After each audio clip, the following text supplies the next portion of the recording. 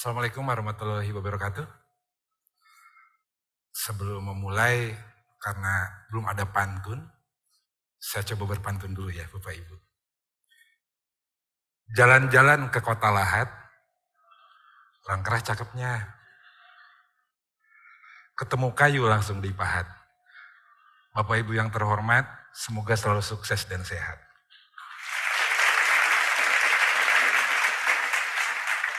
Oke, Bapak Ibu, saya ingin coba menampilkan dulu sebelum bicara substansi terkait keynote dari Kementerian PUPR. Mudah-mudahan bisa membuka cakrawala dulu. Boleh di zoom ke daerah Cianjur. Jadi di PUPR itu Bapak Ibu, lomba keynote aja dilombakan. Jadi setiap tahun kita akan ada lomba keynote, jadi sebelum memulai ada beberapa hal inti dari yang akan saya sampaikan. Yang pertama, di Kementerian PUPR itu, GeoEI adalah masa depan. Untuk apa? Untuk decision making. Jadi contohnya ini adalah hasil pendataan bersama, terima kasih kepada teman-teman BNPB yang luar biasa ikut melit kita mengecek kerusakan khususnya fasilitas publik ya. Jadi Bapak Ibu kalau kita lihat di sini saat rapat kemarin kita itu bingung, ini memulai dari mana dulu membangunnya. Boleh di zoom lagi? Nah ini kerusakan, udah cukup segini. Karena di sini banyak parameter sekali. Ada jalan, mungkin jembatan yang rusak. Contoh yang sekolah ya, boleh ke legendanya ke yang merah-merah. Nah sekolah negeri ini yang warna segitiga. Jadi kami rapat kemarin, ini memulai dari yang mana dulu? Bingung Pak. Akhirnya ya manually, plot jalannya, oke sini dulu, jalannya rusak apa bagus, di sini diblok apa tidak, dan lain sebagainya. Artinya kami memang membutuhkan GeoEI untuk decision making. Karena terus terang menurut paper dan kebetulan saya punya kawan di INUS, Profesor Stephen, dan beliau sangat sederhana menjelaskan AI itu artificial intelligence. Najib, kemampuan manusia itu hanya 7 parameter dalam melakukan decision making. Sementara parameter untuk mana yang dulu dibangun sekolah aja ini mungkin parameternya banyak sekali. Jadi ini yang berharap sih teman-teman yang penyuka GeoEI gitu ya. Kita memberikan parameter untuk decision making dan mulai membuat script gitu ya, terserah mau pakai platform apa dan bisa keluar. Oh Pak Najib yang utara dulu, dimulai dari atas dulu membangun sekolahnya, seperti itu. Nah itu belum kejadian Pak di PUPR. Jadi mudah-mudahan Bapak Ibu, GeoEI ini masa depan kita semua karena otak kita terbatas. Sangat berat kita menentukan decision making untuk sesuatu. Jadi ini kejadian Cianjur kemarin, mudah-mudahan segera pulih dan mudah-mudahan seluruh bangunan mulai dibangun dengan well engineered ya. Jangan asal-asalan dan peran pemerintah sangat besar di sini. Itu mungkin pembukaan dari saya, boleh ke presentasi.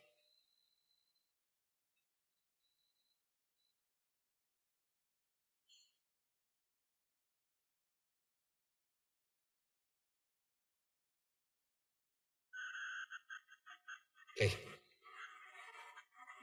Ada 4 hal yang ingin kami sampaikan di sini. Jadi yang pertama,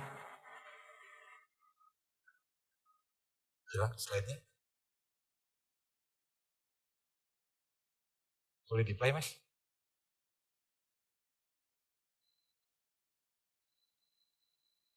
Oke. Jadi yang pertama simbol jaringan PUPR itu seperti apa? Konsep dasarnya itu apa? Sebetulnya untuk apa PUPR membuat simbol jaringan? Bukan hanya gaya-gayaan sesuai Perpres, tapi ingin kami menyampaikan konsep utamanya sebetulnya. Kemudian yang kedua, API management, karena itu masa depan kita. Yang ketiga, penggunaan machine learning dan artificial intelligence. Di PUPR, karena kita user, ahli petanya di bawah 50 orang Bapak Ibu, survei Jafung Survei dan Pemetaan ya. Jadi memang PUPR itu bukan ahli mapping, tapi kami butuh peta, butuh data spasial untuk decision making. Terakhir, ke depan itu seperti apa sih nanti PUPR. Jadi ini Bapak Ibu, tadi saya sampaikan simpul jaringan PUPR. Pada intinya kami ada sebuah unit yang mengumpulkan seluruh data. Data ini didapatkan dari 10 unit eselon 1 di PUPR dan kami berharap dari KL lain juga mensupport. Kenapa kami ingin seperti itu dan alhamdulillah sudah jadi sebetulnya. Karena tadi kami adalah user peta. Contoh konkret yang sangat sederhana. Dulu PUPR ya mungkin di 2005-an, 2010 analisa das kegiatannya. Sekarang itu kami kontak teman-teman BRIN 8 boleh lihat hasil analisa perubahan das enggak? Gak perlu Bapak Ibu saya beli citra lagi. Itu konsepnya seperti itu. Karena akan sangat pemborosan uang negara. Sekarang sudah berubah, sangat jauh berubah. Ini contoh sederhana. Dan di aplikasi internal, contoh yang lagi hit sekarang adalah IKN sama data 2D, 3D kita kumpulkan untuk decision making pada intinya. Oke, Bapak Ibu, tadi sudah saya sampaikan di awal. PUPR punya prinsip, Bapak Menteri PUPR punya prinsip satu hal, bahwa outcome untuk publik itu harus maksimal. Pegangannya itu saja kalau di Kementerian PUPR. Itu bisa didapat dari mana? Tentunya dari keputusan pimpinan yang valid, konkret, nyata. Nah contohnya di kita bantuan perumahan khusus ya. Jadi warga-warga yang rumahnya mohon maaf kurang layak, itu kita sudah dalam bentuk spasial. Diplot, difoto, pakai handphone seperti biasa, dianalisa, dan nanti ada prioritas. Nah, ini mungkin pesan untuk Pak Kris ya. GOI-nya Pak Kris tolong dibantulah modul-modulnya, karena kami tidak memiliki waktu untuk membuat skrip dan sebagainya. Untuk lebih dari 5.000 paket pekerjaan di PUPR dengan angka 80 triliun, 50 orang kami hanya user di sini. Jadi kami berharap proses-proses analitik ini dibantu dengan artificial intelligence gitu di PUPR untuk decision making. Kemudian balik lagi dari smart analytics itu dari mana? Nah yang penting itu datanya Bapak Ibu. Ini data masih PR di kita. Mohon maaf, no offense ya. Kadang saya suka bingung. Kecepatan integrasi data itu lebih-lebih dari menikah. Pertama MOU dulu, 4 bulan. Udah gitu PKS, 4 bulan. Revisi setahun. Keburu kegiatannya sudah beres gitu ya, PKS-nya baru tanda tangan. Apakah kita tidak bisa melakukan hal-hal yang sederhana? Di PUPR kami tidak membutuhkan MOU PKS Bapak Ibu, arahan Pak Menteri, semua data yang diminta oleh KL lain berikan secara cepat. Karena apa? Ya tadi, untuk percepatan decision making. Nah ini mohon maaf, no offense, kita perbaiki pola-pola integrasi data ini karena ya tadi, karena time itu penting banget untuk decision making. Decision making yang benar kan dari data. Jadi big data PUPR ini nggak akan optimal kalau proses integrasi datanya itu sangat-sangat lama gitu seperti itu. Jadi ini no offense tapi itu faktanya di kita padahal ada jokes gitu ya. Kita sama-sama pembantu presiden tapi setiap bekerja sama harus pakai perjanjian gitu seperti itu. Ada jokes seperti itu kalau di PUPR. Mudah-mudahan ini ke depan lebih baik. Terus big data PUPR ini didapat dari cara apa? Tentunya dari API management. Atau web services atau link langsung narik datanya ini juga penting. Di kami sudah mulai, jadi kalau ada yang minta data ada GUI API, ada pakai web services, biasanya kalau pakai produk Esri ya Pak Kris, macam-macam lah itu kami open saja gitu ya, seperti itu. Dari mana API Management itu? Tentunya datanya itu dari Hunor, dari KL lain, seperti itu. Jadi nanti kayak semacam klaster-klaster gitu disatu-satukan, kalau butuh tinggal kita ambil, seperti itu. Ini konsepnya. Tapi pada intinya Bapak Ibu, slide ini, bahwa kita harus ingat bahwa publik harus mendapatkan outcome yang maksimal dari data spasial yang kita punya, dari GeoEI nanti yang akan kita implementasikan.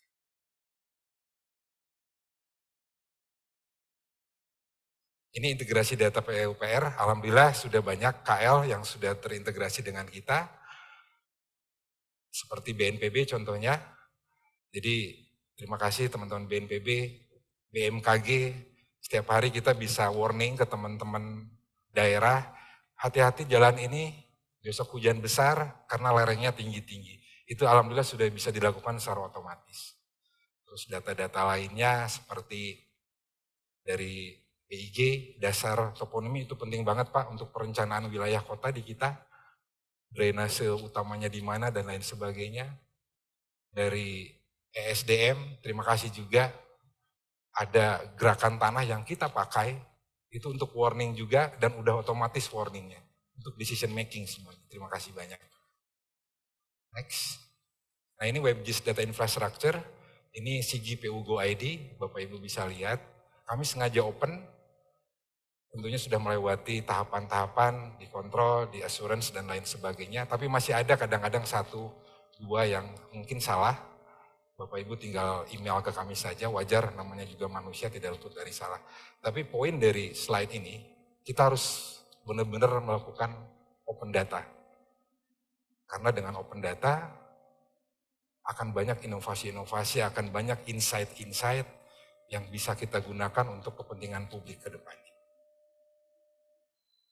Ini open data PUPR, jadi Bapak Ibu bisa buka data PU Go ID, di sana banyak data, mungkin bisa jadi jadi bahan bakar untuk mesin GeoEI-nya nanti ke depan, jadi sengaja kita buka. Kalau ada yang salah, kabarin kami ada kontaknya di sana. Ada yang salah data-data mungkin bisa kita perbaiki. Ini data bencana yang tadi kita ambil dari BMKG, dari ESDM, dari BNPB, ini kita olah semuanya sehingga pimpinan-pimpinan di PUPR bisa melakukan decision making.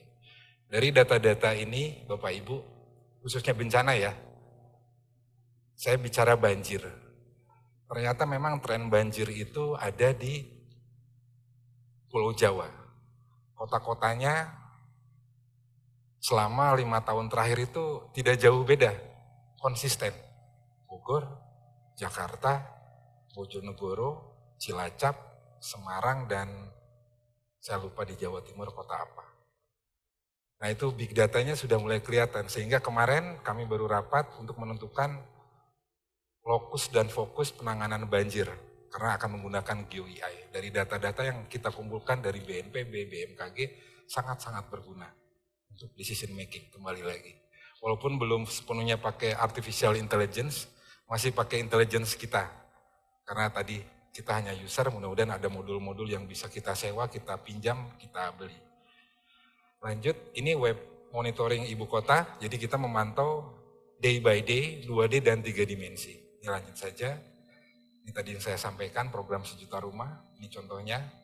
Belum sepenuhnya memakai AI, tapi kami berharap ada modul-modul khusus yang bisa digunakan atau dikombinasikan dengan AI-nya. Lanjut lagi, ini tadi yang prediksi, jadi begitu ada gempa, ada apa langsung keluar. Di Bina Marga ada 130 jalan nasional yang harus dicek. Di Cipta Karya ada 2 instalasi pengolahan air limbah yang harus dicek. Di Sumber Daya Air, Direktorat Jenderal SDA ada 10 titik bor yang harus dicek, takutnya geser atau patah.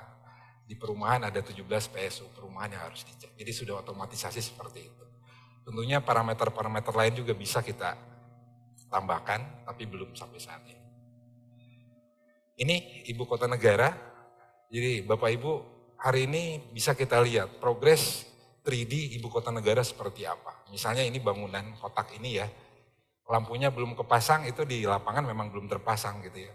Atau baru dinding sebelah sini, itu sudah kita bicaranya 3 dimensi. Dan ini kami mengundang ahli-ahli 3 dimensi untuk ikut bersama kami di Kementerian PUPR untuk mengembangkan 3D GIS yang memang sudah di depan mata, kita akan menuju ke sana.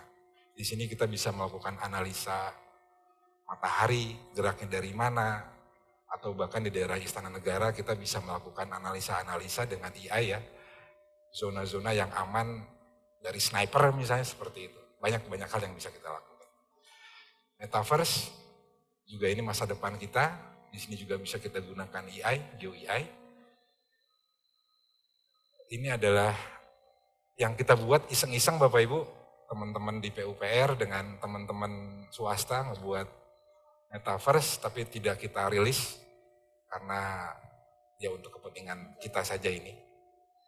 Ini juga sudah kita gunakan di Jogja ini, jam berapa ini ramenya dengan GeoAI, seperti itu. Tapi menggunakan Here Maps, Annapurna Jupyter Notebook sama Google Collaboratory. Ini kita lakukan sendiri kalau ini, karena kita mencari waktu yang paling bagus untuk membangun di suatu tempat titik di Jogja.